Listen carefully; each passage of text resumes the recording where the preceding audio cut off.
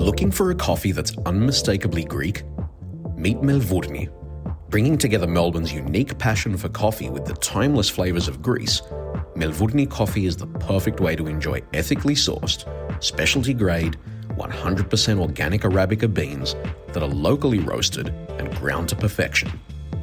Brew a rich, velvety Greek coffee, chill out with a bold freddo, or whip up a frothy frappe, even in tsureki, cinnamon, or hot cross bun flavours. Classic or decaf, always iconic, always Melvurni. Visit melvurni.com. Melvurni, proud sponsors of the Ouzo Talk Podcast. There's no Ouzo Talk without a bottle of Ouzo, which is why we love the Greek Providor. Get a real taste of the very best produce that Greece has to offer. From olive oils and delicious artisan sweets, to unique spirits, earthy herbs and memorable wines.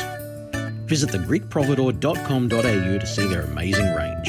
The Greek Providor, proud sponsors of the Ouzo Talk Podcast. Sound is.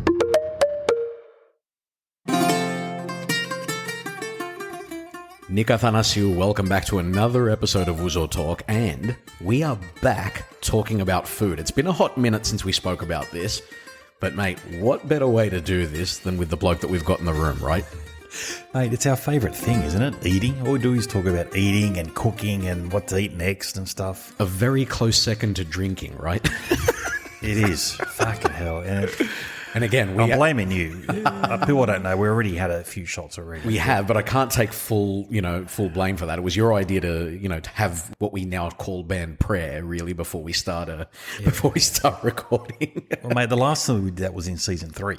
It really was, wasn't it? Yeah, and then we had, when was Paxinos on the show? And it sort of scared us off a little bit from yes, that's right. from drinking. We said one shot was not good, and we froze for a couple of months. No, the question was, what is an acceptable amount of alcohol to have in your system from a neurological perspective? And the response was 0. Yeah. At which point we were like, we're fucked. But we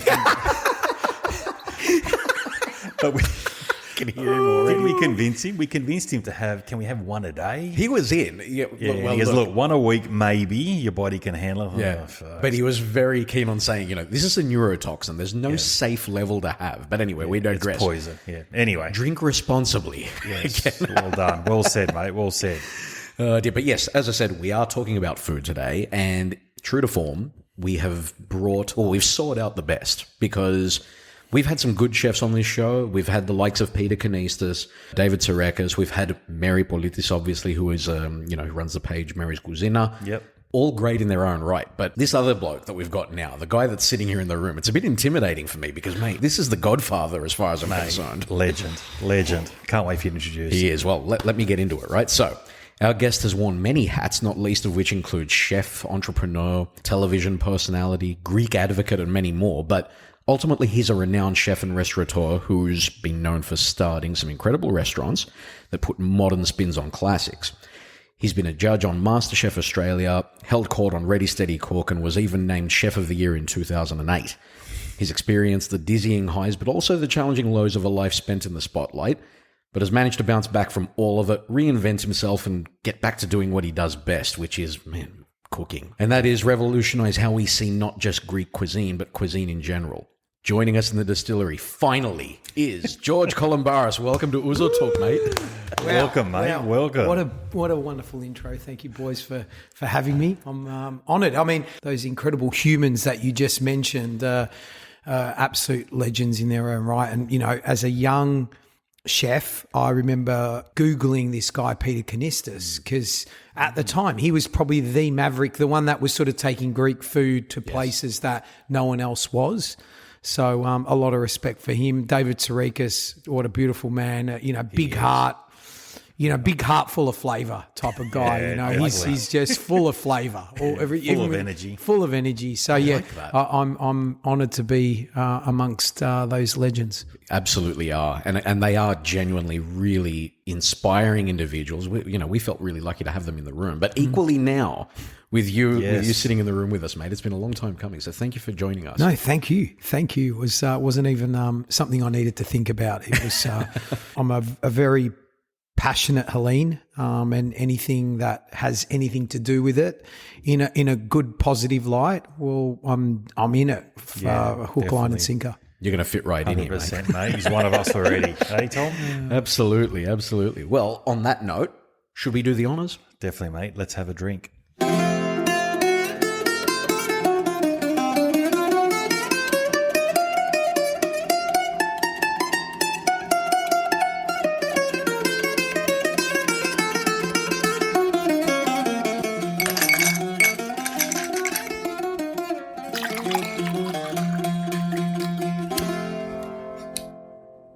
Yamas, boys. Yamas. Welcome. Yamas. We can say what this actually is. Yeah, we can. Because we're gonna go through a bunch of these, right? Yeah, definitely. So, Nick, what are we actually drinking right now? Well, this is compliments of the Trade Minister who came... Trade Commissioner? Trade Commissioner, of who Greece. was Chrissa, who came out and gave us this beautiful bottle of Tsikoudia that her dad made. So her dad made this from bloody his own delicious. backyard, and we're trying to work out what's in there. It's definitely something honeyish, something sweet. You reckon you can taste fig? Well, we've only had this one time before, and I don't know, George, you wouldn't have seen this, but we did an episode at the end of last year dedicated to, I'm slurring my words already, dedicated to Tsipuro and Tsikoudia. And rakia. And raki. This was one of them. And at the time, we probably had about 6 by the time we got to this one. Yeah. So I don't know that what we were saying even made sense at that point. Yeah. But I'm going to let you do the honours, though. You've had a sip. What are you feeling in it? You said fig. I think more fig leaf. Really? Which is a totally a very similar, but just it's a bit more herbaceous. This is delicious for something that is house made. Generally, when you taste something that is house made, it's quite rocket fuel like. Yeah. This is smooth and really delicious. This is yummy stuff. The Cretans know how to do this, right? They do. Geez, they know how to do a lot, especially in the world of food. I mean, I always say, Greece without Crete is like, a country without its shoes. It's dairy culture, its own cuisine, and also the passion of a Cretan. They're incredible humans, and having spent a bit of time there, especially over the Easter period, I was just blown away.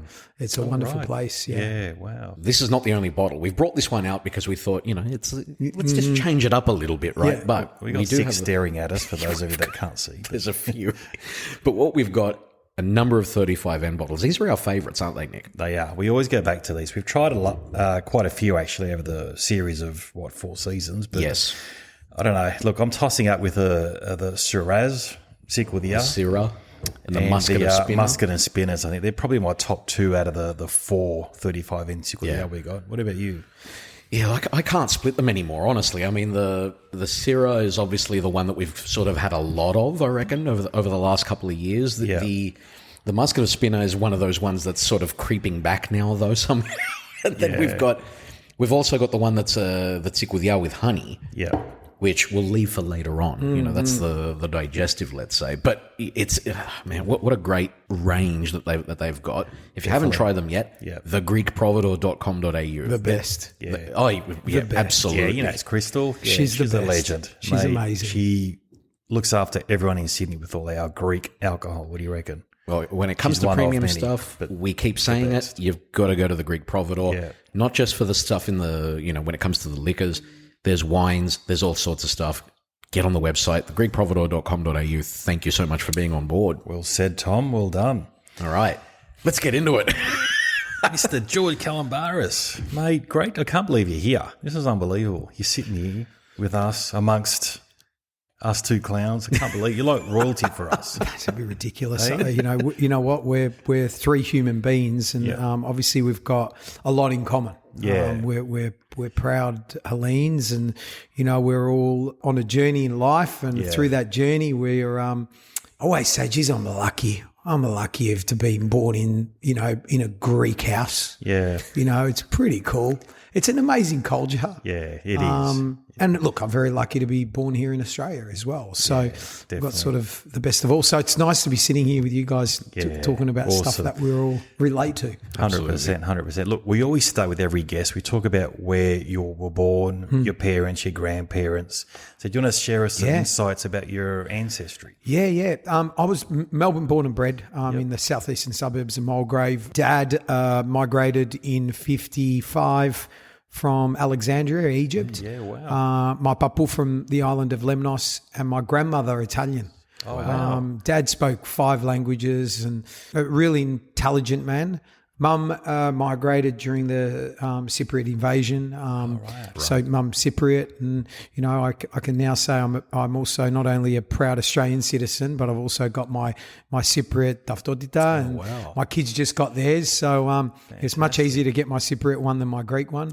So it's a nice feeling when I had to go to Larnaca last year and to just walk through with my Daftodita. I felt a sense of pride, knowing that I'm grateful for my grandparents, my great-grandparents, for all the battles they had. And, I always remind myself, what would have it been like for my mum, my grandmother, her 4 daughters, having to just get thrown onto a ship to get to Australia while my granddad was trying to pack up everything out of Famagusta, and land in Port Melbourne, not speak a word of English, and my grandmother getting her mortar and pestle confiscated because they thought it was a weapon. Oh, wow.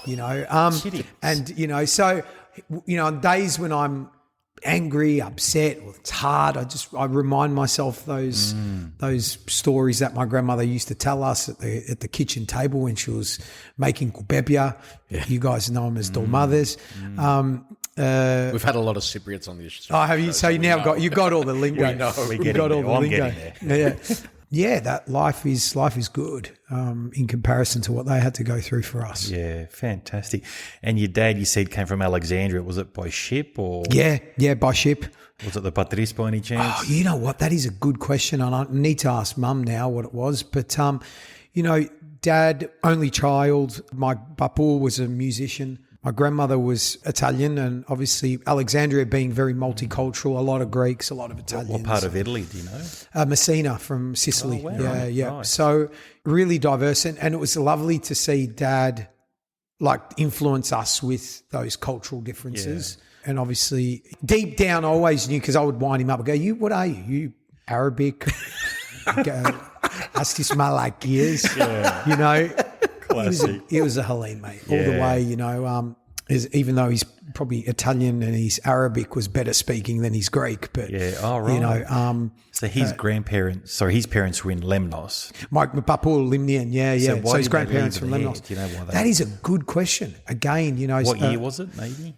Well, he left Alexandria in 1955, so a year before the Olympics were on in Melbourne, 1956. Right. So I'm not too sure the exact reasons for them ending up in Egypt. That's another good question. And funnily enough, my Italian side of the family, my yaya's side, all live here, actually up the road in San Susi. Really? So, I'm now about to reconnect with them now, living up in Sydney, I need to deep dive into those stories and it's a funny thing, we lost Dad about a year and a half ago, and I tell anyone now, don't burn time with your parents. Don't forget to ask all the questions you wanted to ask and dig deep on all that stuff, because it's beautiful. It's everything. Definitely.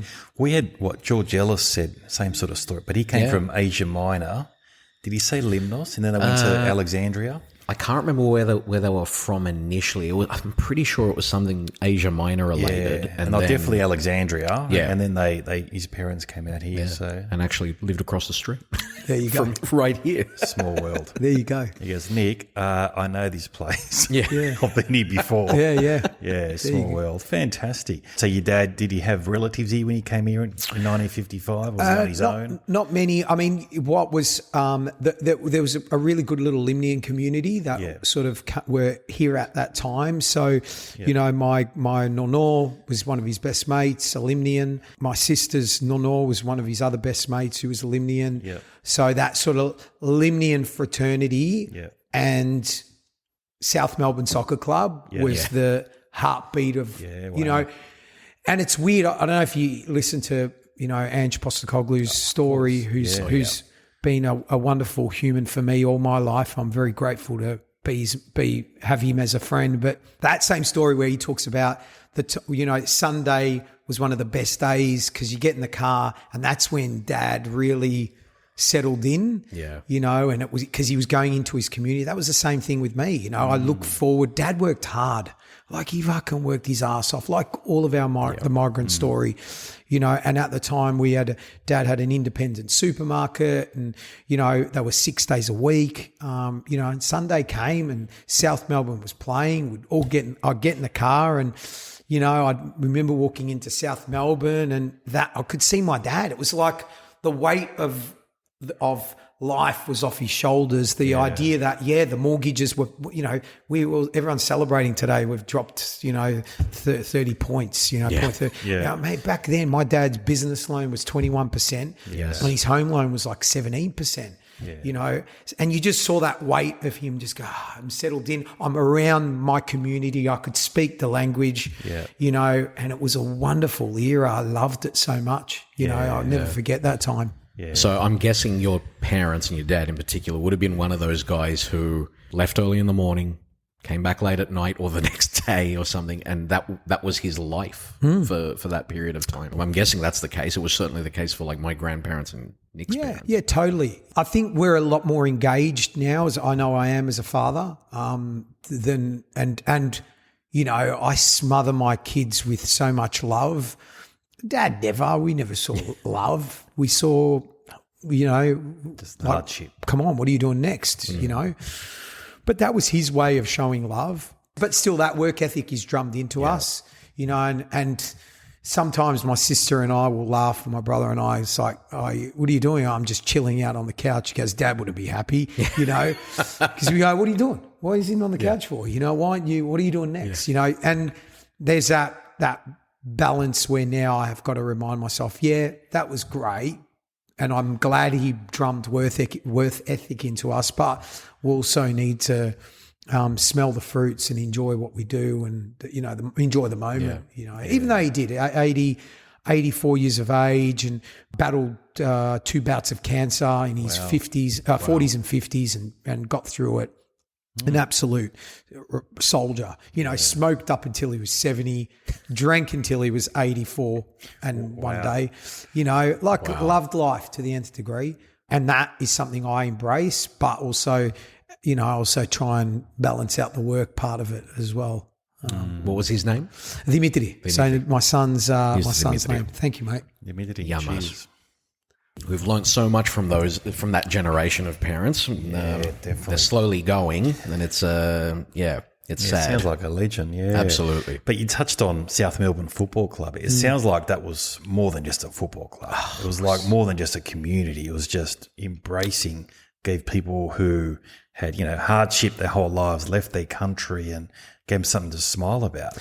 I think it was a safe place, you know, for these migrants, you know, for my dad, for Ange's dad, you know, for all these sort of Melburnians that migrated. It was a place for them to come and feel safe. And let's not shy away. Australia's a fucking racist place, yeah? I still get, you're the Greek chef. And you go, yes, I do cook Greek food, but I was born here in Australia, and it's like, you know, it's that sort of stereotype for people, and we do that. And my dad would do it. You know, my dad would go, you know, I got into the taxi or Indianos, and I go, whoa. And I used to pull him up, go, what are you doing? What are you saying, mate? Yeah. I go, Mirizi. I go, mate, so did you. Yeah. So pull your head in. Don't, like they're just the next wave of immigrants. And you're right. they're trying to acclimatise as well in a place that, I know very well. I go to India a lot. It's a crazy place. It's totally different to Australia. Yeah, it's just how they are. It's just how they are. So, I think for South Melbourne, Hallis, and for that era, it was a place you could tell every Sunday it was this place to come to. And, there was obviously that rivalry. It was, against the Marconis, the Sydney Olympics, the Melbourne Knights back in the day. It was more than football. It was more than football. And, it was funny. I went and saw the doco of Ange and the Boss. Oh, yeah, Ange and the Boss. Here in Leichhardt. And it was just, I was laughing in one breath and there was tears in the other breath because it reminded you of so much of that, and I was probably at the younger end of that era. Did you recognise people in that? Yeah, film as well? Totally. Yeah. The Paul Trimboli, Mickey P. Yeah, definitely a lot of them, and it was a wonderful era. It was a wonderful era. And, I look at, I'm a very passionate football advocate. Ask me to coach, I've got no idea. Ask me to play, I've got 2 left feet. Even though my son got a red card last week, but we'll get to that later. Really? Where does he play? He plays for East and plays for Scots as well in the seniors. So, it was fantastic. Yeah, well, that was an interesting day. Yeah, because we had Sydney Olympic. Of course, so that was our thing. We go to Sydney Olympic Games in the 80s. Yeah. We could communicate like-minded people. But look, I couldn't really relate to it. But look, just on Ange. So he's got a massive game in this is, by the time this goes to air, everyone's going to know the result. But the Europa final, if he wins that, do you think he's just going to quit on his own accord, or do you think he'll stick around? Look, the wonderful thing about Ange is, and I'm one to be very respectful about people's professional life, especially, I just don't, I'm not going to, is everything good? You're good, and that's it. I'm not going to sit there and go, so what are you going to do tactically? Knowing the man that he is, a man of honour, a man of respect, a man of principles, I reckon he'll win and drop the mic and walk away. That's what I think. I hope he does that. I so hope he does that. That's what Lukasho said. Yeah, me too. And probably take a bit of time out, which he deserves. And he loves Greece, so much. Go and spend a bit of time there. I can never see him come back to Australia, to be honest with you. Really? I watch his press conferences. He's such an Aussie ocker. Yeah. But he's quick to remind him that he's a Greek. Yeah, he did it recently. We saw that. Yeah, good on him. Which is wonderful. And look, as I say to any sports human in Australia, categorically, he is the biggest coach of any sport that's come out of Australia right now at the highest level. 100%. And we should bloody endorse that and be proud of that and talk about that and shout. And, every top AFL coach, league coach, rugby coach, they've gone and spent time with him when he was at Celtic or now at Tottenham because they want to understand the man and the myth and he's more than just, obviously he's got principles and tactics, but something I've learnt from him as, standing sort of on the sideline is his man management. And he's got a wonderful way of man managing. And, I love the fact that as a human, he evolves, and it's something that I think, we forget. The George of 10 years ago is different to the George of today. I'm constantly checking in myself, working out how I can be a better version of myself every year, every month, every day. And it's something I try and instill in young chefs. Don't settle on what you are now. Settle on what you're going to be the next day and constantly evolve. And that's something that I've definitely taken from him. Stay with us. We'll be right back. Looking for a coffee that's unmistakably Greek? Meet Melvurni. Bringing together Melbourne's unique passion for coffee with the timeless flavours of Greece, Melvurni coffee is the perfect way to enjoy ethically sourced, specialty grade, 100% organic Arabica beans that are locally roasted and ground to perfection. Brew a rich, velvety Greek coffee, chill out with a bold Freddo, or whip up a frothy frappe, even in tsureki, cinnamon, or hot cross bun flavours. Classic or decaf, always iconic, always Melvurni. Visit melvurni.com. Melvurni. proud sponsors of the Ouzo Talk Podcast. There's no Ouzo Talk without a bottle of Ouzo, which is why we love the Greek Providor. Get a real taste of the very best produce that Greece has to offer. From olive oils and delicious artisan sweets to unique spirits, earthy herbs and memorable wines. Visit thegreekprovidor.com.au to see their amazing range. The Greek Providor, proud sponsors of the Ouzo Talk Podcast.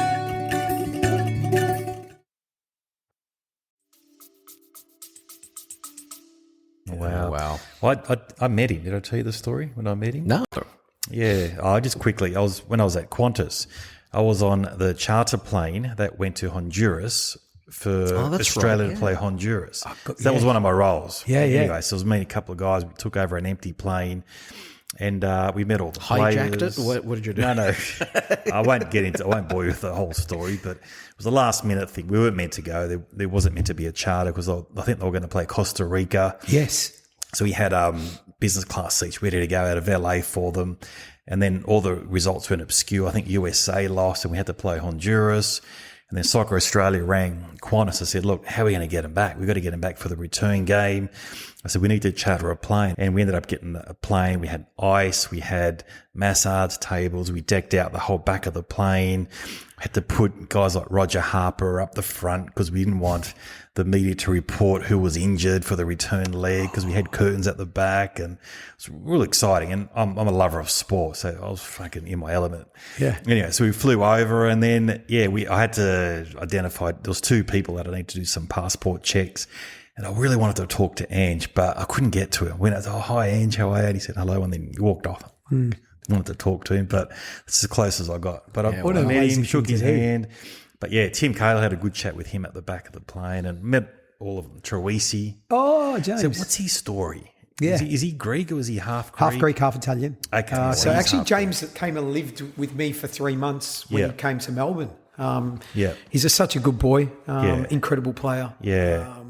And now lives in Byron Bay farming. He's on a farm. Yeah. Wow. Oh, Mowing lawns. And I'll tell you a story about back of the plane. I think he was just with his missus. And long story short, he's talking about kids and stuff. I said, look, if you want to have a boy, this is what you need to do. And he thought I was going to be rude or sarcastic. I said, no, it's a proper form. It's a proper formula. Because I did it. I had 2 boys. Everyone I tell, they have fucking boys. It works. And I explained to him, I said, look, male sperm swims quicker. So you got to find out when your missus is ovulating. If it's 24 hours, you fire away on that day. I told you this. Yeah, you did. Yeah. Anyway, I went through the whole thing. I go, female sperms last for 72 hours. So if you fire 2 days before, the male sperms will get there. They'll die off. Female sperms will stick around and get in. And that's how you have female and male. I went into a bit more detail. And he was listening like you wouldn't believe. Like he was taking notes. And I said to him, I go, whatever happens, get on socials and then just send me an ultrasound so I'll know. And he did. It was a boy and it worked. so good. Yeah, what a story. I didn't know that story. I need to bring that up. Yeah. Talk to him. Say, Definitely. what happened? Yeah. Was there a guy at the back of the plane at Qantas coming back from Honduras? Yeah. And you were talking about having a boy or a girl and see if he brings it up. You're a trello. Yeah. Mate, I got a worse story because he was intrigued because I used to go and get waxed. Yeah. Can't believe I'm telling this story. That's all right. So James came not down in the Okay. genital areas. Yeah. So James goes, he was intrigued by it. I go, Malaka, just come with me. You can watch it. Watch me go through pain. Yeah. He's literally him, me, and this lady in this room, and he's watching me getting waxed. Yeah.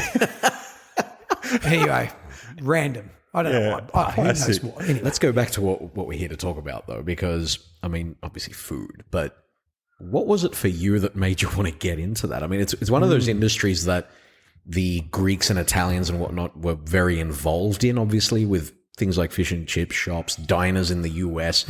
All of them got into like some sort of hospitality. Was it seeing those guys involved in that, your parents and whatnot, or were you inspired by something else? Look, I think a lot of our immigrants came to Australia, and obviously, you hear this sort of fish and chip shops and blah, blah, blah. But you go, hang on, there was no fish and chip shops in Athens. True. I think for them it was out of necessity. Yep. They needed to work out ways, okay, what are we going to do to make money to put food on the table?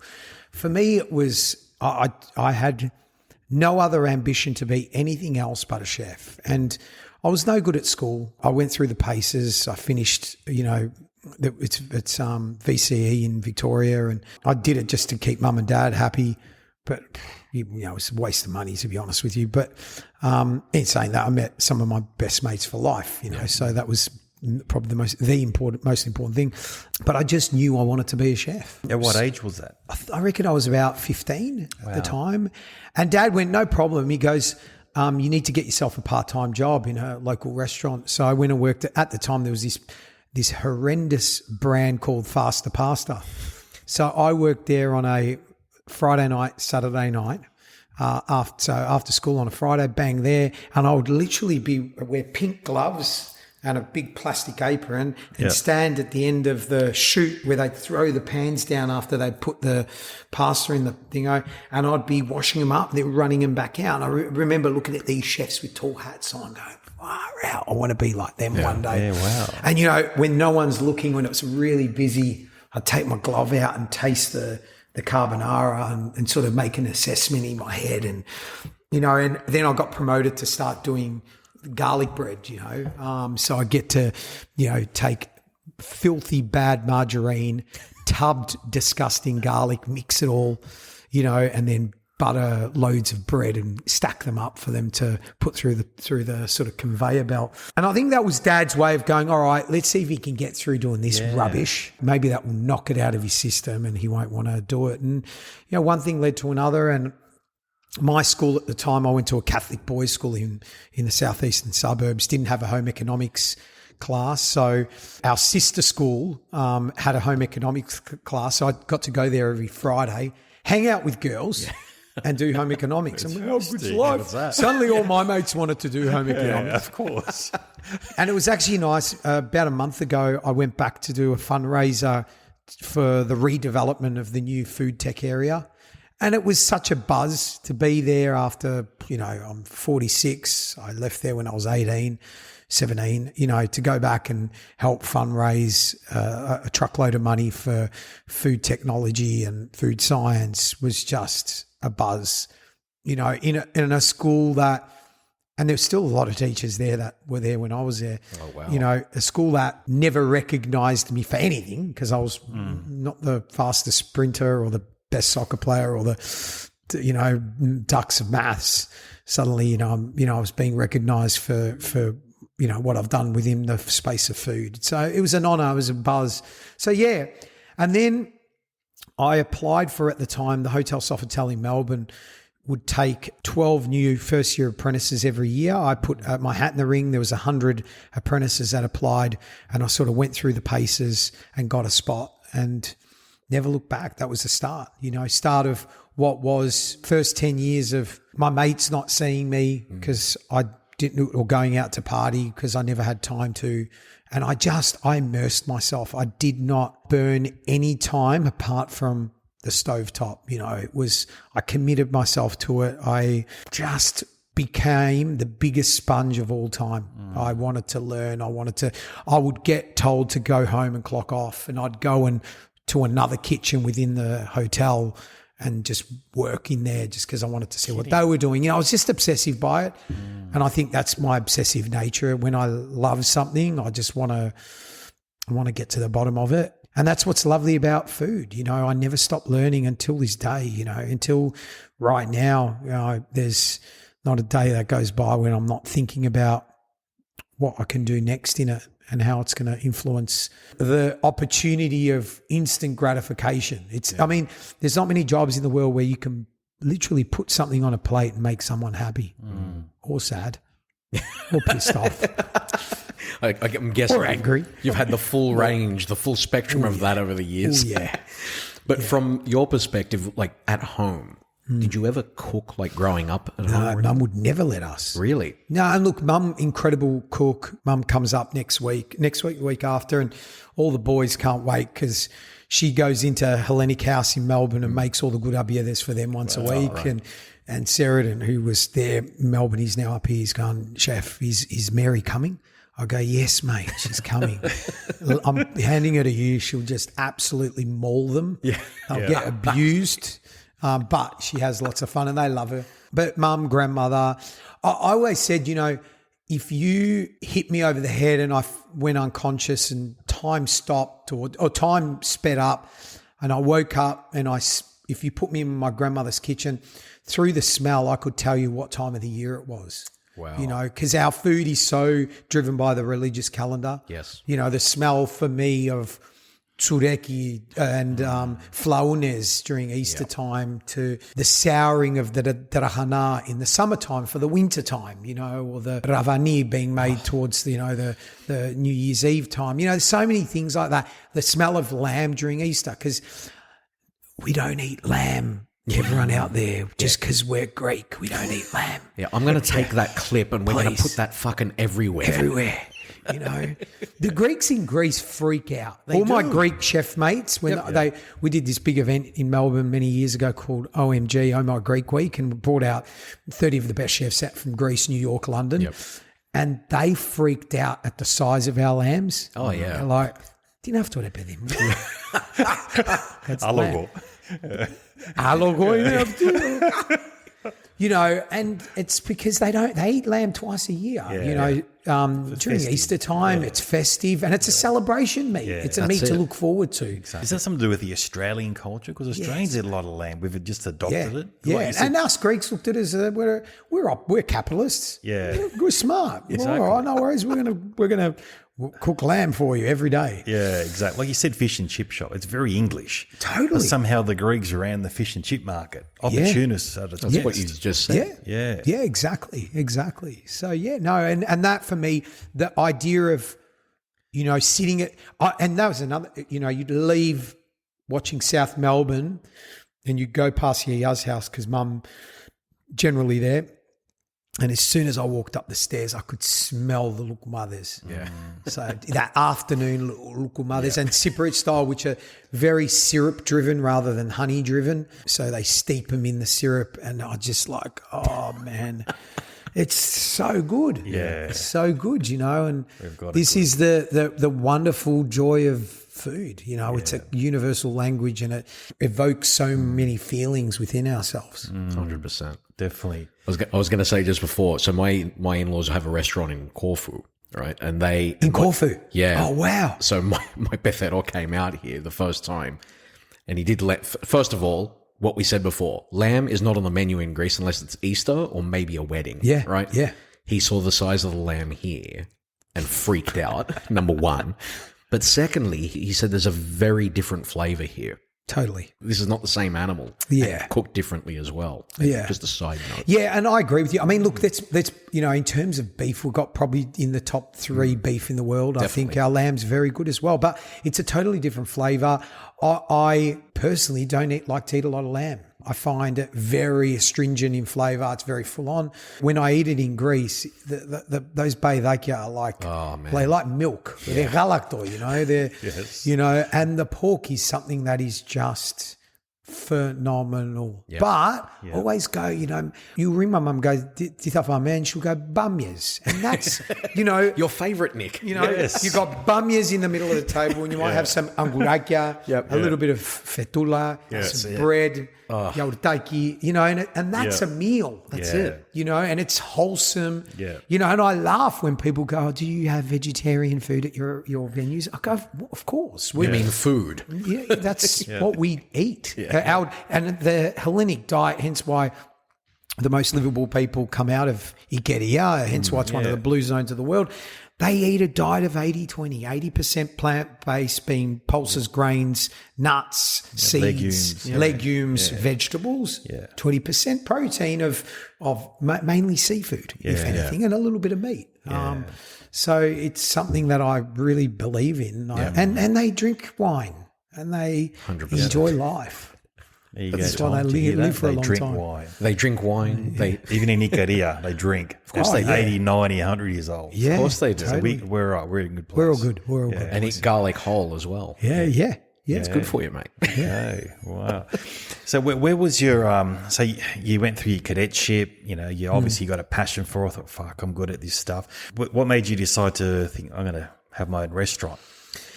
I don't think I when put a was it? ceiling on anything. I never go, I'm going to do this by that date, or I want to be on, I want it to be. People go, I get chefs, how do I get on television? I go, you're going it the wrong way, bro. Yeah. I go, I never wanted to be on television. Television was an opportunity that came to me. Yeah. And I went, okay, I'm going to give this a go. I go, the minute you force the equation is the minute it sort of doesn't really happen authentically. I just knew, I then started competing in culinary competitions at a young age. I got onto the Australian team. I represented Australia in France for the Bocuse d'Or, which is probably the most incredible culinary Olympics in the world. And that really honed my skill level to really, I say it all the time, a great chef is like a great tennis player. You've got to keep hitting that shot, or a great footballer or whatever it might be. Repetitive. Keep doing it. Repetitive. Keep doing it. I mean, the name Bocuse for a start says everything you need to know. Like, how high above in terms of level was that competition compared to what you were used to? I ended up 12th out of 24 in the world, and that top 5 were, I actually can't even think about that competition because it just gives me like stress. Because it was brutal. It was brutal but amazing for me. It was one of those. And to stand there with the coat of arms on my chest representing my country, it was a feeling I'll never forget. But it was intense like ever before, because it's all minutiae. Yes. And you've got the best chefs in the world judging you at that age of, I think I was 26 at that stage. It was full on, and you're up against it goes for 2 days, and I was day 2, and you go in the night before and set your kitchen up and have it all prepared, and you've got your assistant with you, and a small team of 5 of us. And you've got the German team setting up, and they've got semi-trailers coming in from Germany loading in their kitchen. And here's Luke Croston and I walking in with our little buckets of stuff. Yeah. And they've got security guards standing at the kitchen overnight so no one goes and tampers with the... Wow. Yeah, because there's these It's like go the around... World Cup. And I've got no one. We just put some tape on the kitchen door. Don't come in. Not in time. But, Very Australian. So, though. that's a great insight. So what did you have to cook, and did you have a time limit? Yeah. You sort of train for 2 years on these 2 dishes that have what are they? You basically cook 2 platters of food. One of them back then was you had to cook with a protein that was meat based. I think it was veal back then, if I'm not mistaken. And the other one was Norwegian salmon. So they have to be the focal point with 3 garnishes that go with it, and each feeding 10 and 10. So there's 20 jury across the world, each from a different country, 10 that judge the seafood side, 10 the meat side, and then there's a panel of judges looking at the visual of it. So, you've got to design a platter that's no bigger than 1 meter by 1 meter. It can be whatever shape you wanted. So it's full on, like in terms of all these little details. Yes, it was. I remember seeing Anthony Bourdain's episode going to Paul's restaurant. Oh, yeah. And they showed how he made the chicken in the paper. Oh, yeah. Yeah, and amazing. The level of detail and minutia that they needed to go into to create that thing. I'm just trying to think, like, for a 20-something-year-old kid at that point to be thrust into that. To that level, which is normal, in French cuisine over there. Yeah. PTSD much? Like, how bad was it? Like I always say, pressure's a privilege, and we should embrace pressure, but not to the point where it's tipping you over the edge into, you wanting to neck yourself. Yeah. I mean, the pressure was on. And probably the bit no one coached me back then is more the mind stuff than the... oh my God, look at the English team. Like, don't worry about the English team, worry about you and your process. Yeah. It's the stuff I talk about all the time to my chefs. Don't worry about what next door's doing. Yeah. Worry about it. You worry about you. You worry about the neck. Don't worry about what the food critic wrote or what that person said on Google. Don't be afraid to be, given feedback. Feedback is a very powerful and a beautiful thing.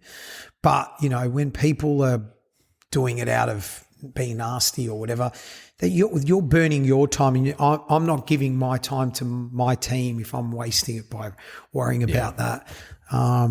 So yeah, it was one of those things. I was back in France last year and with the family and my gubaro and his kids, and we drove down to Lyon and went to Paul Bocuse's restaurant, and it was just my gubaro, my wife and I and the four of us, and we walked in there and I was just out the front looking at the restaurant. It's like a temple, and my gubaro's looking at me going, "You having a moment, aren't you?" I go, "I am." He goes, and I got in there and they recognised everyone that's competed in the competition. They took me straight into the kitchen. It was this moment where I'm like, I was sort of, not starstruck, but yeah, just a pinch yourself moment. Because there's one thing I've not done, and I'm probably learning to do more now, is reflecting on the achievements. Yeah. I sort of always reflect on the things I could have done better, right? But never reflect on the things that were the great things that we've achieved so far. And yeah, it was a moment then, that's for sure. Did you get to meet him? I did back then. He's obviously passed away, but when I competed, he's got this sort of aura and presence, and I've got the picture, and it's one of those moments where I'm just like, got my arm around him, and he's sort of, and he's just immaculate. He's, if you ever know, there's the French flag on his jacket. That's actually a symbolism called an MOF. I won't pronounce it in French, but a MOF is there's only 100 odd of them in the world. To become a MOF, you have to do a certain amount of tasks in a certain period of time at a certain level. Paul Bocuse failed the first 2 times before he got his. I don't think there's anyone in Australia that has it. There might be one, I think he's in Perth. He's an old, I can't remember his name, but it's incredible. It was that moment where you just stand. I know someone who tried. Oh there you go. Culinary gods, man. These are culinary gods, and these are creators, innovators. They weren't celebrity chefs. They were true elite artisans. There you Unbelievable. Go. Wow. So what was your first restaurant that you set up?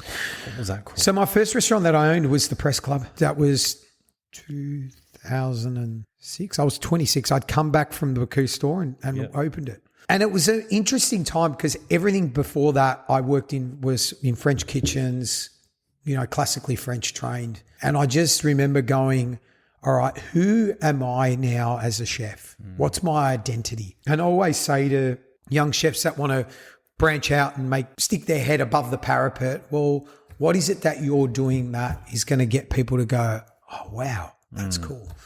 What's your niche, basically? Yeah. And I went, you know what? I was looking at my culture and I was looking at the fact that there was not many places on earth that you could be at the highest level that you could be super proud of in terms of, wow, creating and the Italians have done it so well. The French have done it so well. The English have done it so well. Something that we could turn around and go, hey, you know what? Greek wine is amazing, Of course it is. And in the early days of Press Club, we had to battle hard because here we are trying to do fine dining, Greek, and having people come in that were obnoxious and naive, and a lot of them were Greeks, going, Greek wine? Are you joking? You go, well, where are you from? Oh, I'm South African. I go, okay. Do you know how many native grape varieties come out of South Africa? I go, 1. Do you know how many native grape varieties come out of Greece? Close to 300. Yep. Yes, we've been painted with the brush of bad Retsina. Yep. But there's also some amazing Retsina that's artisan made.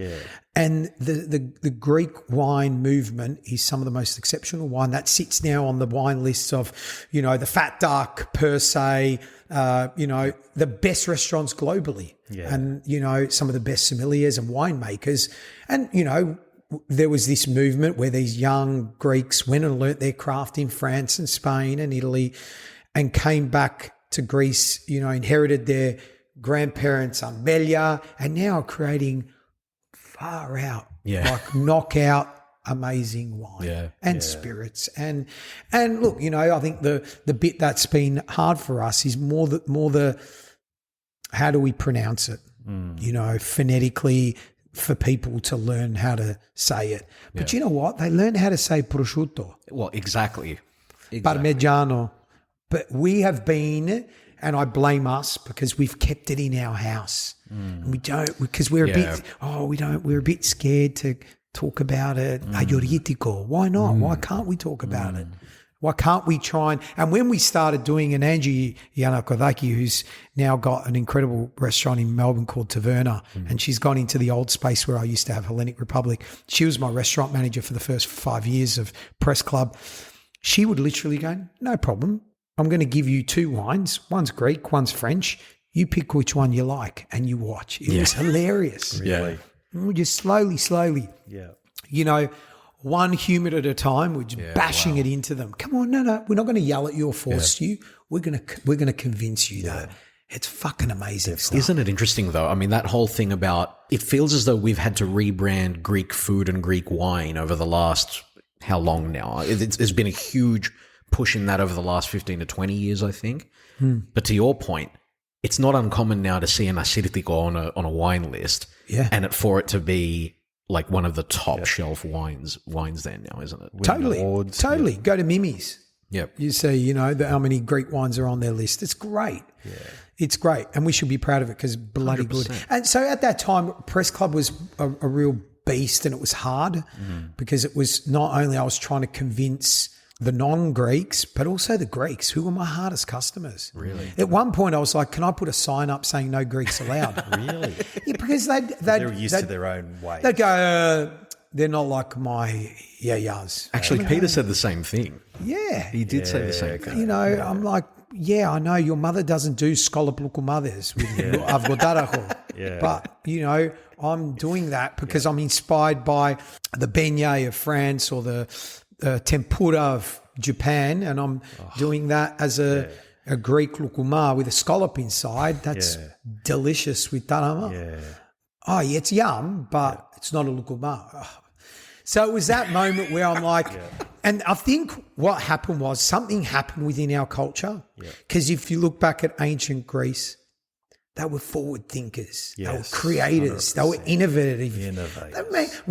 We all walk around going, we created mathematics and democracy, and we did this and we did that. All right, guys, what are we doing now? Exactly. What are we doing now? So don't get me wrong. I love simplicity of a couple of kalamaki on the scada with a beautiful koriatiki. There's nothing better. Yeah. But I also believe that we should have these venues, and amazing chefs in Greece. Christoforos Peskias, who's probably for me one of the best modern Greek chefs globally to exist. He had the only restaurant to ever be in the top 50 in the world called Saranda, which was in Athens. He's now got Topios, which is amazing Mesopotamia, and he's got Baltazar in Athens, and he worked at Ferran Adria and some amazing Chicago. He worked at Alinea, amazing places.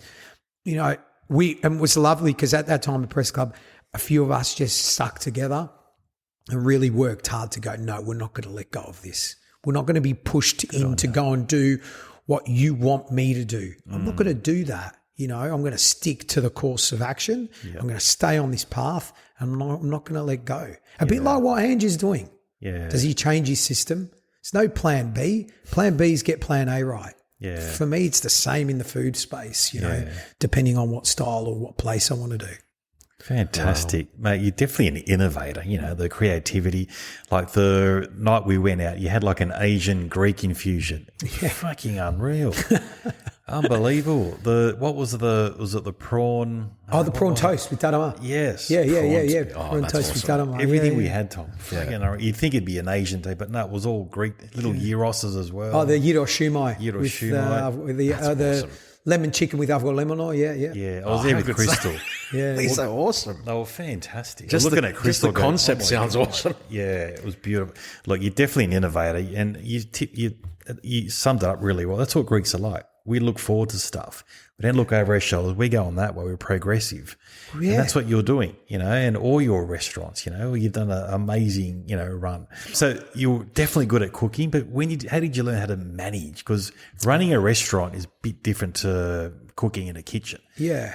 totally. And obviously, because you weren't good at school, you said. No, which school horrendous. doesn't really teach people to be an entrepreneur. No, absolutely not. I think, you know what, I was very lucky. My business partner at the time, a guy called George Sikiotis, very good business acumen. Okay, yeah. So I let him do all that and I'd focus on that. Then we opened Hellenic Republic, and then we opened a few of them. Then we opened Jimmy Grant's, and, you know, then we opened Ghazi. So, you know, the group was getting bigger and bigger. And then, you know, then obviously this little thing called Masterchef came along and I was suddenly a restaurateur, but also on television. So, you know, the year, you know, I was living dog years every year, you know. My 12 months were really not 12 months. Yeah. They were pretty fucked. Yeah, really. And I'm just fortunate it was, you know, pre-kids and just as we were having kids. Yeah. Because if it was now, I probably wouldn't be able to do it because I'd never see them, which is not healthy. Well, on that note, like, how dedicated do you need to be, number one, to have your own business, but also to be in the kitchen in a business like that? Yeah. Yeah, it is. You know, I know now we've just opened Ghazi in Sydney and, you know, I'm there every night that we're open. And I'll be really, you know, we're only open Thursday night, Friday night, Saturday night, and we do Sunday lunch so I can be there. If we are open 7 days, I'd struggle. So I know that I need to be there, especially, you know, I'm the new kid on the block in terms of being in Sydney. You know, so it's really important that I come in with a bit of sort of, not trepidatious, but be a little bit respectful that I'm it's a Melbourne guy stomping into Sydney, you know, but, you know, more that. And I have to admit is that Sydney Greeks have been wonderful. They've just, you know, opened their arms and their hearts. And people like Crystal, for example, oh, what a beautiful girl. She is. You know, just absolutely adore her and what she does. And she's another one. She's a progressive thinker. She could go down the easy route and just get the same shit that everyone else gets. Yeah. But she's not. She's sticking to her course of action and know that, yes, it is boutique and it is you know, she's looking after the minority, not the majority, you know, but that's okay. You know, I'm not bagging McDonald's, but that's your choice. If you want to have that type of business, you go for that. There's a place for that. There's a place for that. Yeah. But she's going for something that's really niche and beautiful. 100%. I'm so, So you got to be in there. You got to be in and around and create culture. Yeah. My chefs cook better than I do, mate. Let's be honest. They're fucking better cooks than I am right now, you know. But I've learned how to really piece together a good culture of humans. Early days, George, of press club days, I was horrendous. I was brutal. Yeah. You know, I was this egotistic, angry chef. And don't get me wrong, there'll be times where I'll just lose it for a reason, but, you know, there will always be a reason for that. It's a high pressure job and it's not for the faint hearted if you want to do it at a high level. But I think I've become a way better version of myself and I know now how to press the buttons of humans to bring the best out of them and make them better versions of themselves. So we mentioned Masterchef there. Obviously, you know, one of the reasons why they must have gotten in touch with you was because, number one, you were and are a great chef and you were doing great things. What was the reason they gave you for being in contact with you and saying, come and be part of this thing? Yeah, that's a funny one, that one, because I remember going home and going, Natalie, I've been asked to go and audition for this show called Masterchef. And she went, Masterchef? I go, yeah, what the hell is that? She goes, it's a show in the UK. Come on, moving to the UK. She goes, I go, anyway, she goes, send me the email. And I don't read shit. She goes, Malaka, they're doing an Australian version. Yeah. Okay. And went to the auditions. And I remember seeing loads of my peers there and Neil Perry and all of them were there, you know, Guy Grossi and Luke Mangan and all these incredible chefs going, oh, wow. Manu was there. Gary Megan was there. And Gary was I was his apprentice. He gave me my first job at Hotel Sofitel. And I remember that was sort of, and I then moved on and worked for him at his first restaurant called Phoenix and became his head chef at the time for 2 years. I remember they sort of saw us connecting and then next minute they're piecing us together, moving us around with different people, but then bringing us back together. And for chemistry, right? Yeah. And then putting Matt Preston with us. And at the time I knew Matt as a food critic. He would come and, you know, review my restaurants. And, you know, you'd always have a food critic close, but not too close. You'd keep them, and they would do the same with us, you know, and it was nice. It was a good way, professional relationship. And then they would sort of do different rounds and then get rid of some chefs and then get rid of more, and we're still there, and get to the end of the day and we're still there. I'm like, okay, I don't know what's going on here. But a couple of days later, I get a phone call and said, look, we'd love for you to come on board, and this show, it's going to be prime time and it's going to be 6 nights a week, and, we think it's going to go all right. And at the time when Endemol went and pitched it, they went to Channel 7 and said, get away, cooking show, prime time, rubbish. Yeah. Then went to Channel 9, get away, this is absolutely, forget it, that will never work. Went to Channel 10 and they were like, all right, we'll give this a crack. Yeah, why not? And I think they were coming off the back end of Big Brother. Yeah. Okay. And at a time when I think the climate in Australia was a bit down. Yep. When we said we'd do it, I remember the boys, we were saying, I'm going to be authentically me and Matt's going to be authentically him and Gary authentically. Don't think I'm going to come and Ramsey people because it's not my style. And so 3 blokes out of Melbourne, off we went. 11 years of madness, shooting with, I'll never forget the day standing there with what was now the king of Prince Charles. And I think he gravitated to me because he knew I was a Greek, and he's Greek. He's Greek. As I was reminding Matt and Gary, boys, he's Greek. I know you two are British, and you think he's British, but you watch, he's going to want to hang out with me. Sure enough, his dad was born in fucking Kerkiram. Exactly, that makes him a Kerkiram. Exactly, we're claiming him. So you were hanging out with King Charles, inside the Dalai Lama. Fantastic. I remember one year, it was during election time. They had to move the debate because Masterchef was on that Sunday night. They moved it to another day and gone, you know what? Let's not compete against Masterchef. Yeah. Let's put it on a day when they're not, a different time. It was madness. Yeah. And no one prepares you for it. Television don't prepare you for it. They don't prepare you for what's going to happen. You're a boy from Mulgrave. You're just a regular boy, suburbs, immigrant family, and all of a sudden. I remember year 2 or year 3, Gary and I got invited to go to India for the first time, and we land in India and we get off the plane. We got Australian Federal Police waiting for us and thousands of people at the airport, and you're like, wait, what the fuck is this? Who else is on the plane? I'm now Malakia. This is a Malakia. And I remember the Fed at the time, a week before that, he had Julia Gillard. He goes, mate, Julia was easy. You idiots. We're in the middle of Old Delhi. Suddenly there's 50 people, 100 people, 1,000 people, 5,000 people swarming. And he literally goes into, military mode. Yeah. Get Calombaris, get your fucking head down. Get moving. Get in the car. Boys, get in there. We've got to get them out of here. And you're like, nah. And I get in the car pissing myself going, this is hilarious. It's a stitch up. Hilarious. And you're like, Calombaris, I told you, stop being loud and, Malakias. I'll be like, man, this is just weird. It was madness, bro. It was this time I just went, what is going on? And I think the bit that I probably now am a lot more conscientious and cautious about is the boy who was George that thought he could just still be George. Yeah. You just can't be, because you've got to realise now that they're watching your every move. Yeah. And what comes with that is a responsibility. And, with that also comes moments where you slip up. A good example was the soccer incident here with, I came out on the field after a Melbourne Victory game. I was their number 1 ticket holder, and I was walking with Matt. I was with Matt and Shannon Bennett, a few other chefs, and we're going into the change rooms. And as I'm walking past them, I was, fucking Calombaris, I had this group of guys, you fucking wage thief, la, la, la. And I wasn't whatever, mate. It was just going over me. I couldn't care less. Yeah. But then one of them turns around and goes, Calombaris, your mum's I won't say the word after that.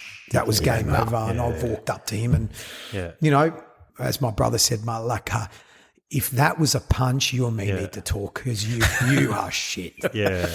But, one thing I just will not tolerate is anyone saying anything about my family. I'm not interested, So, but the lesson there is, George, don't put yourself in a vulnerable situation where you're going to get caught out. You know, But you ended up getting off that incident. I did, but it was Wasn't easy. 6 months of pain. You know, I had to go in and out of court 3 times, hire one of the best KCs of the time. Yeah, why not? This requires some drink. Hire one of the best KCs of the time. I reckon it cost around $3 million. That Shit. in loss of endorsements and Yeah, wow. ridiculous, stupid. I would have rather taken that $3 million and given it to charity. Yeah. Gone. You know what? Here you go. So obviously, you know, with the highs, obviously come the lows, like you've just mentioned there. How tough was that particular period there? How hard was it for you to go through that? And what It was like? it was hard to see my family. I'm okay with stones being thrown, and it's also hard when you go, hang on, and we love in Australia, never let the truth get in the way of a good story. You know, the truth of the matter is we overpaid and underpaid 51% of our crew and 49% of them. We had 550 team members, and we found the problem. No one found the problem. Fair Work didn't find the problem. We found the problem. We went to Fair Work. We owned up and we paid. Yeah. That for me is the bit where you go, hang on. And then also go, hang on, how does a restaurant group make that mistake? Oh, then how does Bunnings make that mistake? Oh, hang on, how did Combank make that mistake? How did ABC make that mistake? You know what I mean? Something's not right with the system. Okay, so, but then the worst bit is to be called a thief. Because if you look in a diary, a thief is someone that has the intent to go and steal something from someone. That's what a thief is.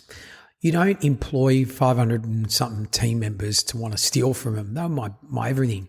And hence why now, as we start to build our base up here in Sydney, all of them are all coming back to work for what we're doing. Yeah, wow. You know, which is, and that for me means more than anything. That for me is the biggest reward, seeing all these, you know, team members that work for me down in Melbourne coming up to Sydney now to work up here. So horrible, mate. It was a horrible shit time for my family, you know, to have Paps sitting at the top of your street morning to night, you know, your wife getting cameras stuck in her face, the media being horrible. The ones that built you up bring you down.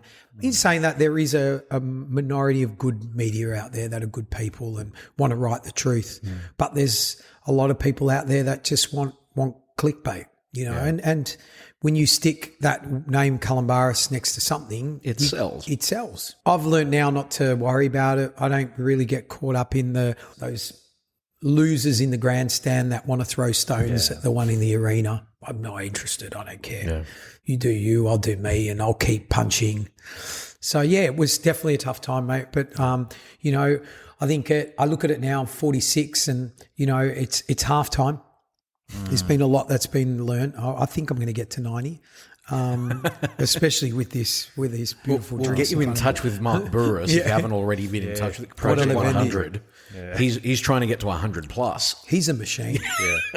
The guy's a machine. He is. Like, he's unbelievable. But, you know, I just, you know, I feel like do good. There's do good every day. Try and wake up in the morning and do something good for yourself. And that might mean for me, waking up, I play squash or, you know, go for a long walk or do something that's going to, you know, do something for my family and do something for my professional self, you know, and that is, you know, It's amazing. what is it today? I was, you know, researching, what was I researching? Fermentation of quinces. And wow. just anyway, like ridiculous stuff. But, you know, I wouldn't change any of it. Don't get me wrong. When I was in the thick of it, when it was like you're going, can someone just turn the lights off? You know, it gets to that. That's pretty. But I was so lucky to have my family around me, my you know, that first 3 months after it, and then COVID hit, I'm suddenly sitting in Melbourne, which is shut for now 2 years, sitting with my pajamas on. You know, normally I'm out of my pajamas by 5:30 in the morning. At 10 o'clock, sitting there, looking at my phone going, it's not ringing, there's no emails, there's nothing to do. Start drinking daily. I'll never forget, 3 months down the track, I lost it one night. I got in my car, drove down the road. I don't know where I found, my butler found me, pissed as a fart, you know, and that was the day it all sort of went fuck, I've got to get my shit together now, George. Enough's enough.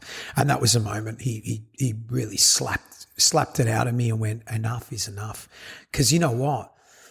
I'm rewarded with two of the most beautiful gifts in my life, my two children. You know, like what a gift to have. They're healthy, they're beautiful, and I've got a obligation to them to talk to them about the good, the bad, the ugly, and I don't shy away from it now, especially now that they're 13 and 12, you know. James now is glass polishers on a Saturday night at Ghazi. So if anyone's in Sydney and wants to come by and say hello to the Mitty, come into the glass polishing area. He's in there polishing glasses. And, you know, I'm passing on the life lessons that my dad gave me, but also, you know, the bits that my dad didn't talk to us about is the tough times he would have gone through. Yeah. You know, because our Greeks, you know, mental peace, holder, mental less. Well, I think with us, it's okay to be vulnerable. It's a different culture now. Now it's acceptable. You can show a bit of weakness. You can show, you know, and actually show strength now. Well, exactly. You can open up. That's strength. Yeah. But it sounds like you've gone from the lowest of the lowest and you've just had a massive It's an amazing story. Now. And now you're in Sydney, you got Ghazi happening. So what's happening now? Tell us. I won't lie to you. Melbourne I love to death, right? But I feel this renewed energy being here in Sydney. There's a certain sense of and Sydney siders will tell me, what are you doing in Sydney? Melbourne's so much better. They're both different. Yeah. Sydney is truly an international city, guys. I've travelled everywhere in the world with my job, and Sydney is in the top 5 cities in the world. Okay, let's not sugarcoat it. It is. Yeah. Don't get me wrong. You know, I'm loving the drive of the government now to open up Sydney again and make it a 24-hour city like it used to be. Yep.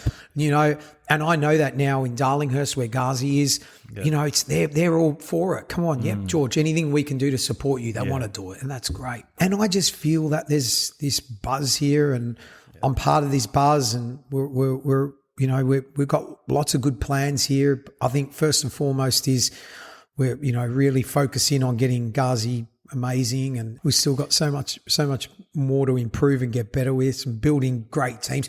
Great venues are not just about how glitzy and glamorous they look. They're all about human beings. You get the right humans at the helm and everyone underneath, create that right pyramid of structure. Oops, sorry. That's okay. And, you know, you can succeed. And my success back then wasn't because of just being innovative. It was because of the people I had. Yep. And I'm very grateful for all of them that have worked with me in the past. And I'm excited and grateful for the ones that are going to work with me and come along on that ride with me now in the future. You came to Double Happy, didn't you? Double Happy, yes. But we're going to Ghazi. We've got to go. Yeah, 100%. We're locked in. What can people expect? What are we selling here? Sell it to us. I think this time around Ghazi, Melbourne, forget Ghazi Melbourne, this is Ghazi Sydney. Because I did go to Ghazi in Melbourne in it must have been 2016, 17. Yeah. First place I ever had an Ouzo sour. There you go. Yeah. That would have had a little bit of ginger in it, if I'm not mistaken. Ghazi was always, the original Ghazi was all about me taking that inspiration of Ghazi, the area in Athens. I loved it when I went there. The original gasworks of Athens, but more importantly now, you know, home to punk rockers, lesbians, gays, you know, artists. You find someone smoking marijuana, like it's cultural and artistic, and a bit. If you threw someone in there and didn't tell them what country you're in, they probably wouldn't guess it was Greece, because they all think Greece is cliche. You know, it's got to have an Acropolis next to it. Yeah. Ghazi Sydney for me is probably the first Greek supper club. You know, for me, it's more about the vibe, the sound, the music, and not necessarily Greek music, but modern Athens. Modern Athens is this, for me, Athens is now probably one of the best cities in Europe. 100%. It's the new Berlin. Some of the best bars, restaurants, you know, the top 3 bar in the world, the Clumsies. Is there, you know, in the world, you know, some of the best chefs cooking some amazing stuff, some of the best artistic venues because you got to remember, obviously Greece, we went through that shit time. Yeah. So a lot of cool artistic people came into Athens because the rents were cheaper. Yeah. Think about Giramiko right now. It is so cool. And so for me, Ghazi Sydney is that, and more, you know, and it also embodies, you know, really good, passionate, Sydney Greeks, young Sydney Greeks that, that I'm meeting, especially at the moment, the boys from Gitonia in Melbourne, or even the boys from Olympus Entertainment. These are young Greek kids that really are pushing the envelope for what they want to do with their culture. The stuff of Greek providor, it's a new movement. It's an Athenian movement in the heart of Sydney, I think, and I'm so proud of it so far. Good. And it's chaos, but great chaos. Fantastic. That's awesome. But look, before we move on, I wanted to ask you a bit earlier. Do you have what's your favourite food that you'd like to cook? Number one. Number two, what's your favourite ingredient you'd like to use? Good questions. It's a good question. I had it before, but I couldn't wedge it in. Look, I get in outside of obviously my Greek culture, my French classic cookery, and obviously growing up in Australia, I love Japan. Yep. And I had the fortunate thing to do a pop-up restaurant there 2 years ago in Niseko in the ski fields. And to be able to use Japanese ingredients, cooking Greek food was one of those moments I'll never forget in my life. Wow, that'll be massive infusion. So I take a lot of inspiration from Japan, especially singular ingredients. Like, we hand make the dolmades for Ghazi, and I'll name it. The recipe is actually a chef called Daryl Martin. Yep. Daryl owned Bazari here in Sydney.